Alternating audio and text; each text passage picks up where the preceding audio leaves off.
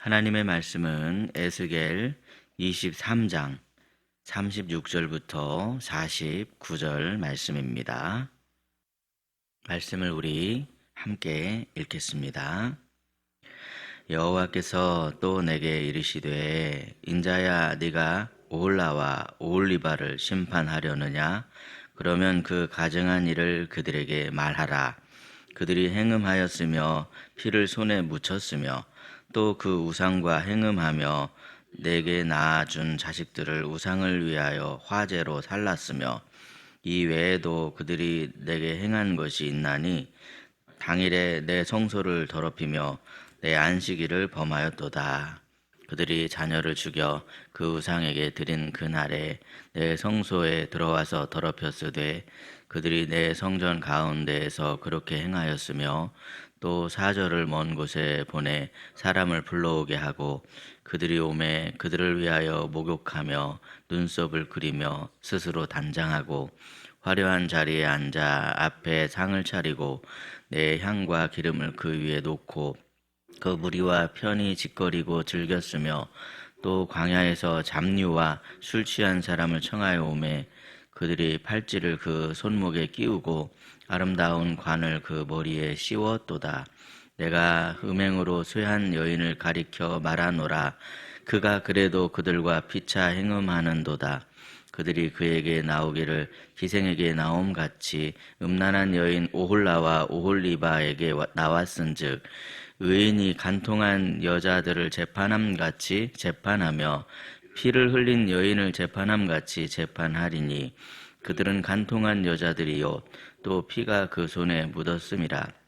주 여호와께서 이같이 말씀하셨느니라. 그들에게 무리를 올려보내 그들이 공포와 약탈을 당하게 하라. 무리가 그들을 돌로 치며 칼로 죽이고 그 자녀도 죽이며 그 집들을 불사르리라. 이같이 내가 이 땅에서 음란을 그치게 한즉 모든 여인이 정신이 깨어 너희 음행을 본받지 아니하리라. 그들이 너희 음란으로 너희에게 보응한즉 너희가 모든 우상을 위하던 죄를 담당할지라. 내가 주 여호와인 줄을 너희가 알리라 하시니라. 아멘. 오늘도 이른 새벽에 은혜를 사모하여 주의 전으로 나아오신 사랑하는 여러분의 삶에 하나님이 부어주시는 은혜가 충만하시기를 주님의 이름으로 축복합니다. 우리 하나님은 사랑의 하나님이시지만 동시에 거룩하신 하나님이십니다. 거룩하신 하나님은 절대로 죄를 그냥 두시는 법이 없습니다. 하나님의 속성상, 하나님의 성품과는 전혀 반대되기 때문에 그렇죠. 영국의 마틴 로이드 존스 목사님은 이런 말을 했습니다. 하나님은 죄와 타협하실 수 없다. 왜냐하면 죄는 하나님의 본성과 정면으로 대립되기 때문이다. 그랬습니다. 때때로 우리는 이렇게 말을 합니다. 하나님, 제가 잘못한 건 알지만 그냥 넘어가 주시면 안 될까요? 하지만 하나님께서는 성품상 그렇게 하실 수가 없습니다. 그분은 사랑하시기에 우리들의 죄를 드러내 주십니다. 그분은 거룩하시기에 우리의 죄를 절대로 그냥 두지 않으십니다.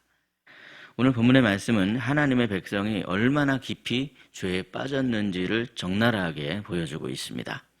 이스라엘은 하나님 앞에서 행음했고 그 죄를 감추려 했습니다. 그러나 하나님은 그 죄를 하나하나 드러내십니다. 그 이유는 죄를 심판하기 위함만이 아니라 죄에 빠진 저들을 회개로 이끌어내기 위해서, 그래서 회개로 이끌어내어서 다시 살리시기 위해서 그렇게 하시더라는 것이죠. 오늘 우리는 본문의 말씀 속에서 죄를 드러내시는 하나님의 사랑을 세 가지로 살펴보도록 하겠습니다. 첫째로 하나님께서는 남유다의 가증한 죄를 드러내십니다. 오홀라와 오홀리바인 이스라엘은 하나님께 드려야 할 제사를 우상에게 드렸습니다. 오홀라는 북이스라엘을 상징하고 오홀리바는 남유다를 상징한다. 지난 시간에 말씀드렸죠. 거룩해야 할 성소에서 음란한 죄를 지었더라는 겁니다. 하나님께서는 그런데 그것을 다 보셨습니다. 성도 여러분, 우리 하나님께서는 아무리 어두운 곳이라 할지라도 다 보실 수 있는 분이십니다. 사람의 눈은 속일 수 있어도 하나님의 눈은 속일 수가 없습니다. 하나님께서는 오늘 우리들 각자의 마음을 비추고 있습니다. 그렇게 우리의 마음에 빛을 비추시는 이유는 무엇입니까? 그 마음 가운데 있는, 오늘날 우리 마음 가운데 겉으로 보면은 멀쩡한 것 같은데 빛을 비춰보면 드러나는 게 있더라는 것이죠. 때로는 우리 마음의 속으로 어떤 슬그머니 욕심이 찾아온다거나, 아니면 어떤 교만이 들어온다거나, 아니면 어떤 음란이 들어온다거나, 아니면 어떤 미움에 사로잡히는 그런 경우가 있더라는 겁니다. 만약에 그런데 그 상황을 그냥 내버려 두면 틀림없이 우리는 죄 때문에 망할 수밖에 없을 텐데, 하나님께서는 그러한 우리의 죄를 빛을 비춰주심으로 드러내 주시더라는 사실이죠. 어떤 분은 하나님이 언제 우리의 죄를 드러내 주셨습니까? 그렇게 말씀하시면서 생각하시는 분이 있을지 모르는데, 하나님께서는 때로는 이렇게 쓰여진 말씀을 통해서, 때로는 우리의 양심을 통해서 우리에게 빛을 비춰주셔서 숨겨진 죄를 드러내 주십니다. 말씀을 통해 우리 죄가 드러나면 당연히 우리의 마음은 수치스러울 수밖에 없지만, 그러한 수치와 부끄러움은 오히려 우리를 살리시기 위한 하나님의 사랑입니다.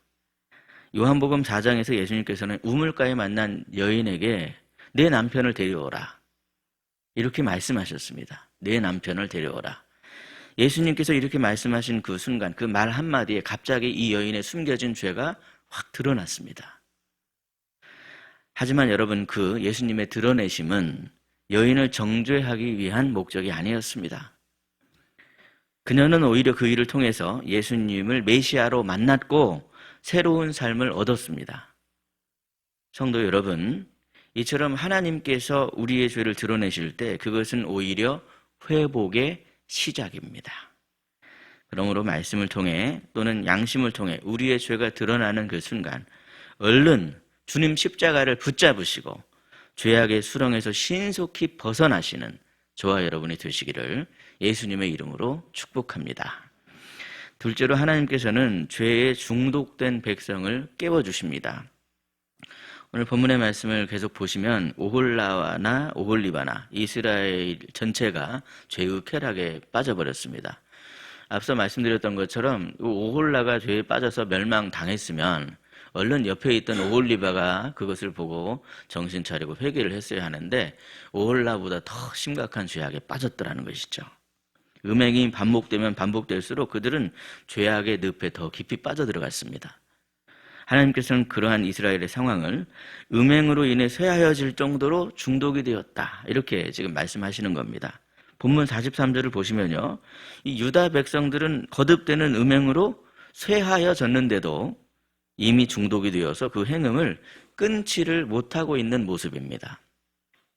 이처럼 죄는 언제나 중독을 동반합니다. 작다고 작은 죄를 그냥 방치해주고 허용을 해주면 그 죄가 점점 더 우리를 지배하기 시작합니다. 이 정도는 괜찮겠지, 다들 뭐 이 정도는 다 하고 살 거야, 이러한 생각들이 우리의 영혼을 조금씩 무너뜨려 가더라는 사실입니다.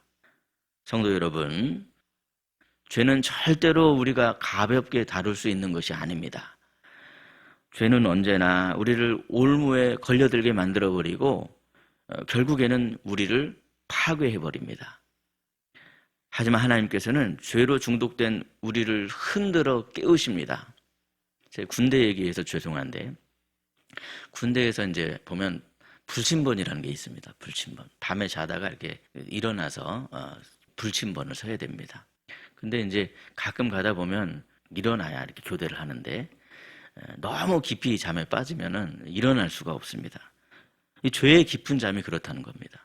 너무 깊이 잠을 자게 하더라는 거죠. 그래서 여러분, 깊이 잠을 자면 살살 흔들어 깨우면, 부드럽게 흔들어 깨우면 못 일어나는 경우가 있는데 죄의 깊은 잠이 그렇더라는 거죠.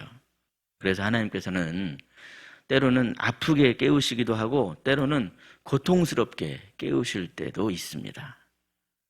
히브리서 12장 말씀 이렇게 말씀합니다. 주께서 그 사랑하시는 자를 징계하시고 그가 받아들이시는 아들마다 채찍질 하신다 그랬습니다. 이처럼 여러분, 징계는 하나님의 사랑의 표현입니다. 죄의 깊은 잠에 빠진 우리를 흔들어 깨우시는 하나님의 사랑의 표현이라는 것이죠.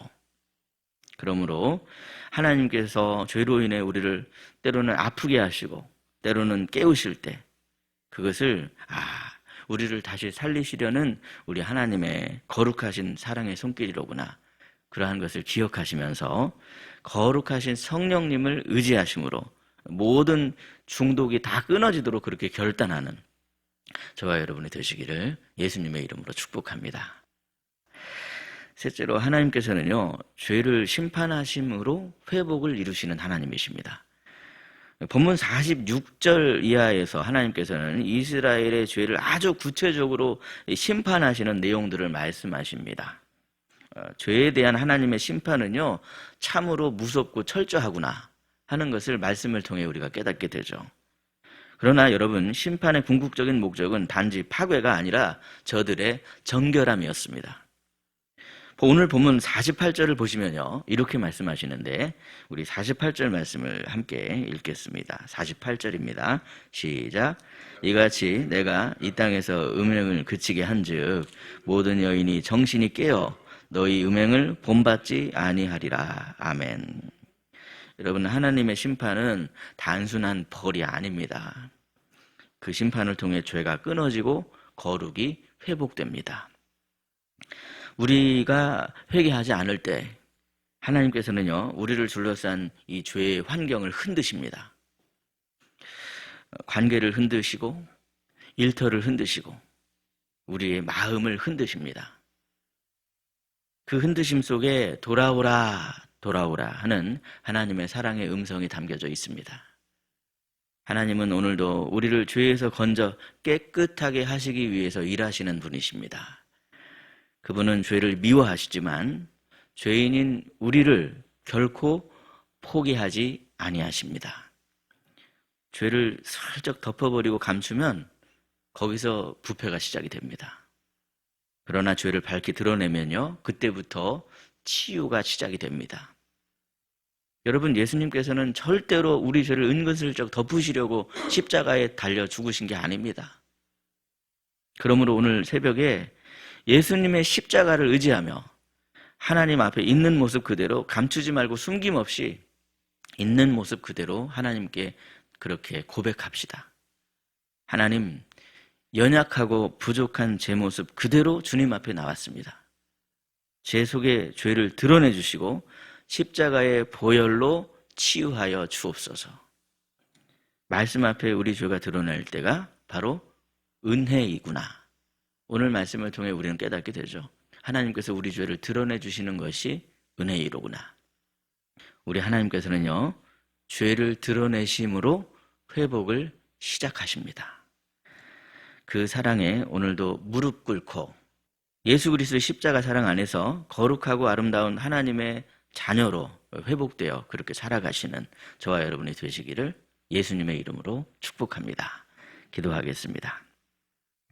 거룩하신 하나님 아버지, 오늘도 이 새벽에 저희를 깨우셔서 주님 말씀 앞에 설 수 있게 하여 주시니 참으로 감사합니다. 주님 앞에 감출 수 있는 것은 아무것도 없음을 이 시간 말씀을 통해 다시 한번 깨닫습니다. 죄를 소멸하시는 사랑의 빛으로 우리의 마음 깊은 곳을 비추어 주시옵소서. 드러내야 할 죄는 드러날 수 있게 해주시고 숨겨진 상처들은 다 치유될 수 있도록 하나하나 사랑의 빛으로 빛을 비추어 주시옵소서.